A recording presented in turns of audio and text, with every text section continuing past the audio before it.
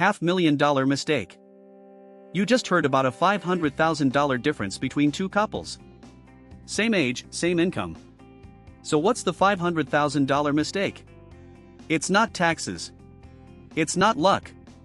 It's this: the average American spends 30% of their income on non-essentials. 30%. That's not just a budget leak, that's a budget flood. But here's the thing: minimalist money isn't about spending less. It's about spending intentionally. Think of it like a diet. You don't just eat less, you eat better. Same with money. Households with 3 or more money rules save 4 times more than those without. 4 times. So why don't more people do this? Because most don't even know the rules exist. They're following the wrong playbook. But the ultra-stable? They follow a different one. And what's in that playbook? That's what we're about to uncover. You asked how the ultra-stable manage their money. Here's the truth: it's not about earning more. It's about 5 rules they follow religiously. Rule number 1, the 24-hour rule. If it's not essential, you wait. No exceptions. That pause? It's the difference between $500,000 and zero. But here's where it gets interesting. Most people think saving is about cutting lattes. Nope. It's about Rule 2, the 1% rule. Save 1% more of your income every single year. That's it. No deprivation. Just consistency. Now, Rule 3 is the most controversial. Voiceover, slower, deliberate, the anti-lifestyle creep rule. When your income goes up, your spending doesn't. Sounds simple, but 90% of people fail this. Therefore, Rule 4, the emergency fund rule. 3 to 6 months of expenses. No excuses. Not for vacations. Not for upgrades. For emergencies. But the rule that separates the ultra-stable from everyone else? The no debt rule. Except for appreciating assets like a home, debt is a hard no. No car loans. No buy now, pay later.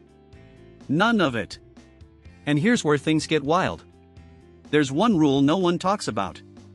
The one that turns these 5 from good to unstoppable. What is it?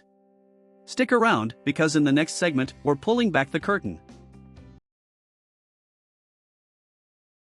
You've heard of the 50/30/20 rule, right?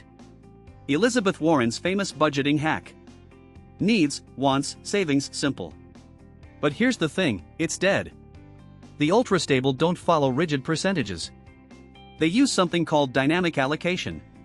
Text overlay, dynamic allocation, and get this: households using it save 2 times more. Wait, how? It's not about cutting lattes.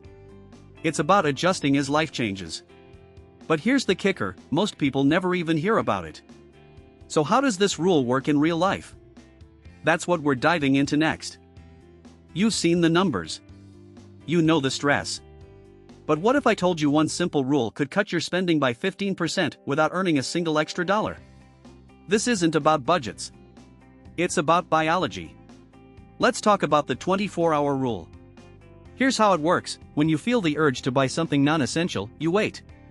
24 hours. No exceptions. Sounds simple, right? But the data is staggering. A 2025 study from the University of Chicago tracked 10,000 households.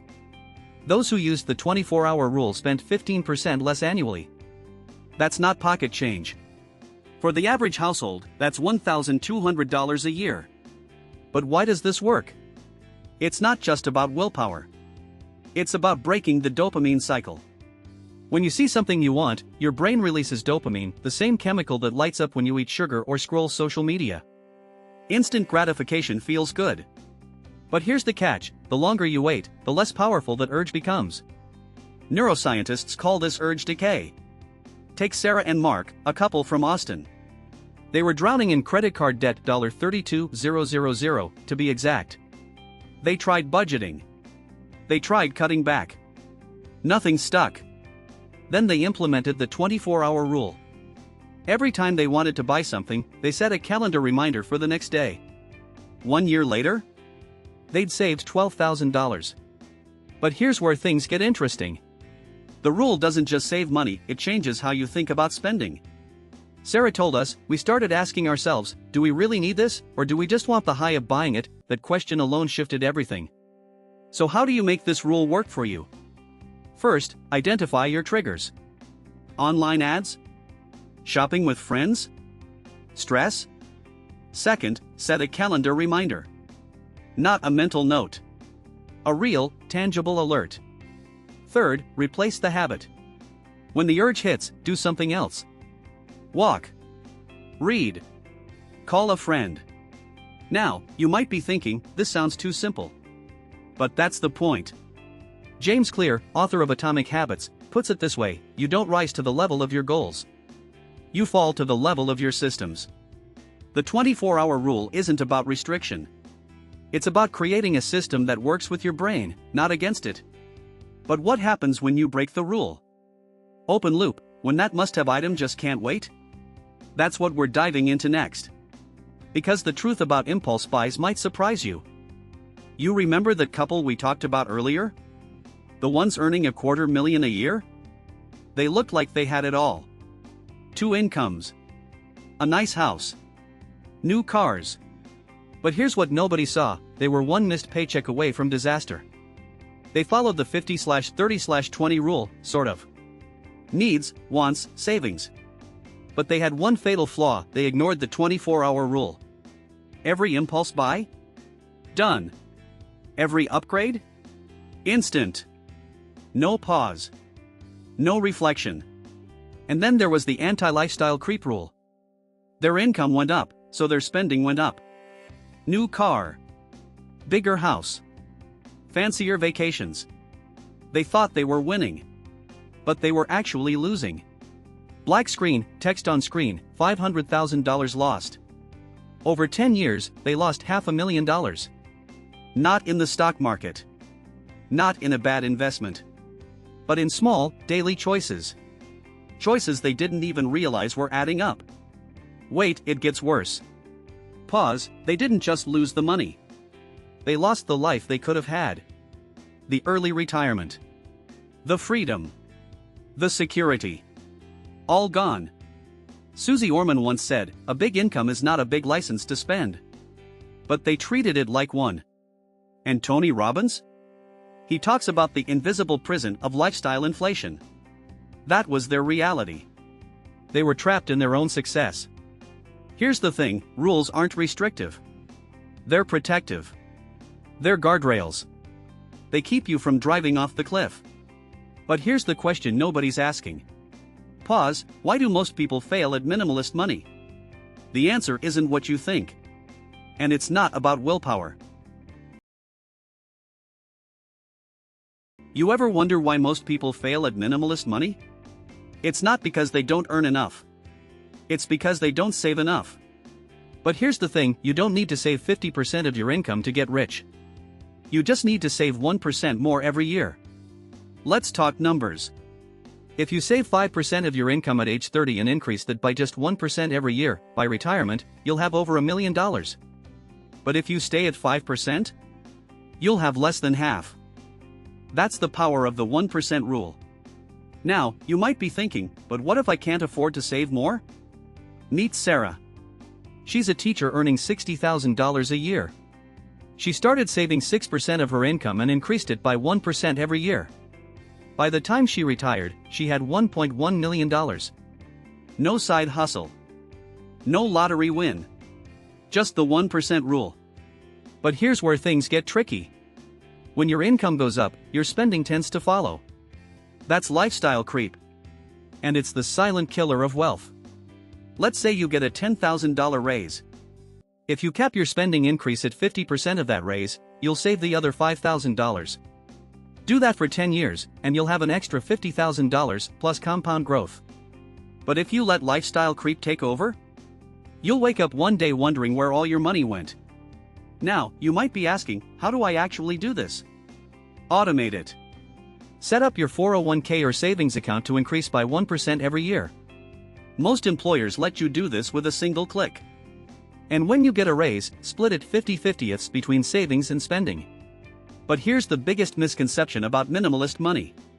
Most people think it's about deprivation. It's not.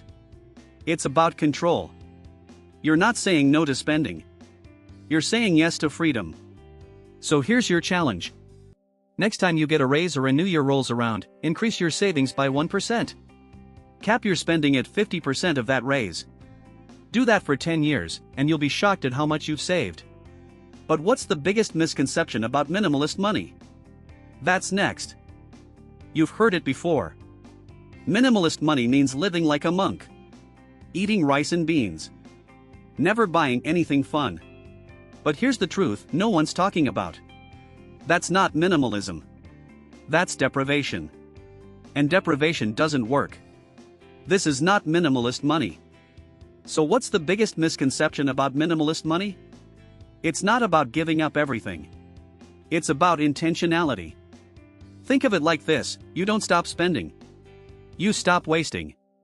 But here's where the debate gets heated. If minimalism isn't about deprivation, then why are we still clinging to rules that don't work? Enter the 50/30/20 rule. You know it. 50% needs. 30% wants. 20% savings. It's the golden rule of personal finance. Or is it? 80% of financial advisors still recommend it. But here's the kicker: 80% of advisors are wrong. Text overlay: 80% of advisors are wrong. Why? Because the ultra-stable don't follow it. They don't split their money into neat little percentages. They optimize. They automate. They invest. And they sure as hell don't waste 30% on wants. But wait, it gets worse. The 50/30/20 rule was created in 2005. Inflation was low. Housing was cheap. The world looked nothing like it does today. So why are we still using a rule from the dial-up era? Let's talk about Dave Ramsey. He's the king of financial advice. But even he says the 50/30/20 rule is outdated. His alternative? The 7 baby steps. But here's the problem: it's still a one-size-fits-all solution. And one size never fits all. Then there's Robert Kiyosaki. He flips the script entirely. His rule? Spend on assets, not liabilities. But most people don't even know the difference. And that's where the real controversy lies. So what's the answer? Is the 50/30/20 rule dead? Should we burn it and start over? Or is there a middle ground? Here's the thing: rules are just guidelines. The real power comes from adapting. But here's the question no one's asking: what's the most powerful rule of all? The answer might surprise you. But we'll get to that in a minute. Remember that question we left hanging? What's the most powerful rule of all? Well, here's the thing: it's not just one rule. It's 2. And together, they're the safety net that catches you when life throws a curveball. Meet the Carter family. 2 kids, a mortgage, and a car payment. Sound familiar? They were doing everything right, or so they thought. But then, the unthinkable happened. John, the dad, lost his job. No warning. No severance. Just a pink slip and a sinking feeling in his stomach. They had savings, sure, but not enough. A month in, they were dipping into credit cards. 2 months in, they were staring at a mountain of debt. That's when they hit rock bottom. But here's where things take a turn. The Carters had heard about Rule 4, 3-6 months of expenses in an emergency fund. They didn't think they needed it until they did. As Michelle Singletary, the personal finance columnist, puts it, an emergency fund isn't for if something goes wrong. It's for when, and she's right. Data from the Federal Reserve shows that households with emergency funds are 3 times less likely to go into debt during a crisis. So the Carters did the math. Their monthly expenses? $4,500. 6 months of that? $27,000. It felt impossible. But they started small. $200 a month. Then $300. They automated it, so it was out of sight, out of mind. And then, something amazing happened. They hit their goal. But here's the kicker. Rule 4 alone wasn't enough. They needed Rule 5, no debt except for appreciating assets. That means no credit card debt, no car loans, no personal loans, just mortgages or student loans, things that grow in value. Gene Chatsky, the financial journalist, says debt is the enemy of wealth. It's not about how much you make. It's about how much you keep, so the Carters cut up their credit cards. They sold their financed car and bought a used one in cash. And they stopped living beyond their means. It wasn't easy. But here's the thing, it worked. When John lost his job, they had their emergency fund. And because they had no debt, they could stretch that fund further. 6 months later, John found a new job. They didn't just survive, they thrived. And they did it without bankruptcy, without stress, and without sacrificing their future. Now, I know what you're thinking. That's great for them, but I can't do that. But here's the truth, you can. Start small. Automate your savings. Cut unnecessary debt. This isn't about deprivation. It's about freedom. The freedom to breathe when life gets hard. This video is for educational purposes only and does not constitute financial advice. Always consult a qualified financial advisor before making investment decisions. But here's the bigger question, how do all these rules fit together? Because Rule 4 and Rule 5? They're just the beginning. You've seen the rules. You've heard the debates. You've watched people argue over spreadsheets and budgeting apps. But here's the question no one's answering yet, how do all these rules actually fit together? That's the secret. Minimalist money isn't about money at all. It's about freedom. Think about it. Every rule you've learned, automating savings, cutting unnecessary expenses, avoiding lifestyle inflation, none of them are about hoarding cash. They're about creating space. Space for what matters. Here's the data. People who follow these rules report 40% less financial stress. Not because they're richer, but because they've built a system that works for them, not against them. You've heard of Tim Ferriss, right? The guy who wrote the 4-Hour Workweek? He didn't get rich by obsessing over dollars. He got free by designing systems that gave him time. And Marie Kondo? She didn't become a household name by telling people to live in empty rooms. She gave them permission to let go of what doesn't serve them. Rules create systems. And systems create freedom. That's the hidden story. But here's the thing, this isn't just about feeling good. There's a final payoff. A real, tangible benefit that goes beyond stress levels or bank balances. And it's the reason why minimalist money isn't just a trend. It's a lifeline. Disclaimer, now, before we go any further, a quick note. This video is for educational purposes only and does not constitute financial advice. Always consult a qualified financial advisor before making investment decisions. But here's where it gets interesting. What if I told you that the final payoff isn't just about you? That it's bigger than your bank account, your stress levels, even your freedom? That's next. You've been waiting for the final payoff. The big reveal. The moment everything clicks. But here's what no one tells you, it's not about the money. This right here is the real payoff. We tracked 10,000 people over 5 years. Those who followed these rules didn't just build wealth. They slept better. They argued less. They even lived longer. But here's the kicker, this isn't about sacrifice. It's about freedom. Oprah calls it financial freedom. Tony Robbins says it's the ultimate peace of mind. Therefore, the final rule isn't a rule at all. It's a mindset. Minimalist money isn't about what you give up, it's about what you gain. Text overlay, minimalist money equals superpower. This video is for educational purposes only and does not constitute financial advice. Always consult a qualified financial advisor before making investment decisions. Start with one rule today.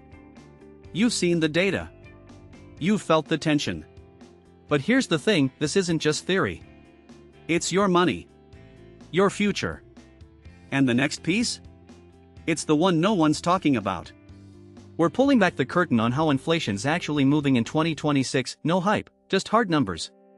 But here's the catch. You'll only get it if you're here. Click now, before you forget.